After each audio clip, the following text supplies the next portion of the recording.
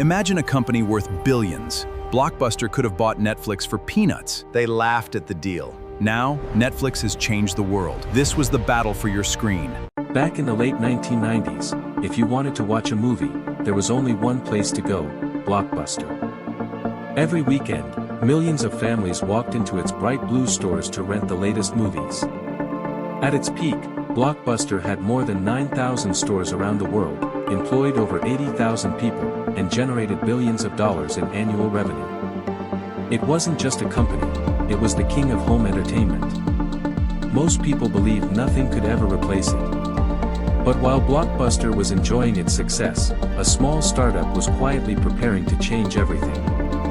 In 1997, Reed Hastings and Mark Randolph founded a company called Netflix. Unlike Blockbuster, Netflix didn't have thousands of stores or millions of customers. It had a simple idea: instead of driving to a store, people could order DVDs online and have them delivered directly to their homes. The idea sounded unusual at the time. The internet was still growing, and many people doubted that customers would ever trust an online movie rental service. But Hastings believed convenience would eventually become more valuable than tradition. Instead of making customers waste time driving to a store, searching for a movie, and returning it a few days later, Netflix wanted the entire experience to happen from home. At the same time, Blockbuster had one major problem that many customers hated: late fees. If someone forgot to return a movie on time, they had to pay extra money. Every year, these late fees generated hundreds of millions of dollars for Blockbuster, but they also frustrated millions of loyal customers. Netflix saw this frustration as an opportunity. Instead of charging late fees, it introduced a subscription model where customers could keep DVDs as long as they wanted and simply exchange them when they were ready. It was a completely different way of thinking. As Netflix slowly gained customers, its founders knew they still faced an enormous challenge. Blockbuster had a powerful brand, thousands of physical stores, and far more money. Competing directly seemed almost impossible. So, in the year 2000, Reed Hastings made a surprising decision. He visited Blockbuster's headquarters and offered to sell Netflix for just $50 million. The meeting did not go as he expected. Blockbuster executives laughed at the idea.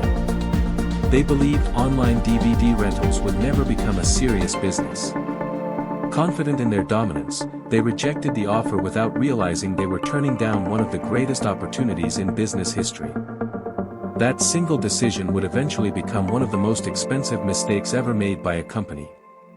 Netflix continued improving its service, while Blockbuster kept relying on its stores and outdated business model. Over the next decade, technology would transform the entertainment industry forever, and only one of these companies was ready for the future. The battle between Netflix and Blockbuster wasn't simply about renting movies. It became a lesson about innovation, adapting to change, and understanding what customers truly want. One company chose to protect its past, while the other chose to build the future. And in business, the future almost always wins. By the early 2010s, the battle between Netflix and Blockbuster had reached its final stage. The world was changing. People no longer wanted to drive to a store, search through shelves, and wait to watch a movie. They wanted entertainment instantly. And Netflix understood this change before anyone else. In 2007, Netflix made its biggest decision yet. It introduced streaming. For the first time, customers could watch movies and TV shows instantly through the internet. No waiting. No DVDs. No trips to the store. Just one click. At first, many people doubted streaming. Internet speeds were slow, and digital entertainment was still a new concept. But Netflix saw the future. The company started investing heavily in technology, data, and original content. It studied what people watched, what they enjoyed, and what kept them coming back. Netflix was no longer just a movie rental company. It was becoming a technology company. Meanwhile, Blockbuster struggled to adapt. The company had thousands of stores, expensive leases, and a business model built around physical locations. Every decision became slower. Every change became harder. Blockbuster eventually launched its own online rental service and removed late fees, but by then, Netflix had already created a huge advantage. The customer had already moved. The future had already arrived. In 2010, Blockbuster filed for bankruptcy. The company that once dominated entertainment was gone. Thousands of stores closed. The blue and yellow logo that once represented movie nights became a symbol of a company that failed to change. But the story of Netflix and Blockbuster is not just about one company winning and another losing. It is a lesson about business.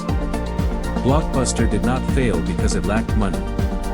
It did not fail because it lacked customers. It failed because it underestimated change. The company was so successful in its old business that it couldn't imagine a different future. Netflix, on the other hand, was a small company with limited resources. But it had one advantage. It was willing to change. It was willing to take risks. And most importantly, it understood that customers don't care about the history of a company. They care about better experiences. Today, Netflix is one of the biggest entertainment companies in the world. It has hundreds of millions of subscribers globally and produces some of the most popular shows and movies. But the biggest lesson from this story goes beyond Netflix. Every industry changes. Technology creates new opportunities. And companies that refuse to adapt can disappear, no matter how powerful they once were. The same thing happened to many great companies throughout history. Being number one today does not guarantee success tomorrow. The companies that survive are the ones that continue learning, improving, and preparing for the future. The story of Netflix versus Blockbuster is not just a story about movies. It is a story about innovation. A story about taking risks. And a story about one simple truth. The biggest threat to any successful company is believing that success will last forever. Blockbuster owned the past. Netflix built the future.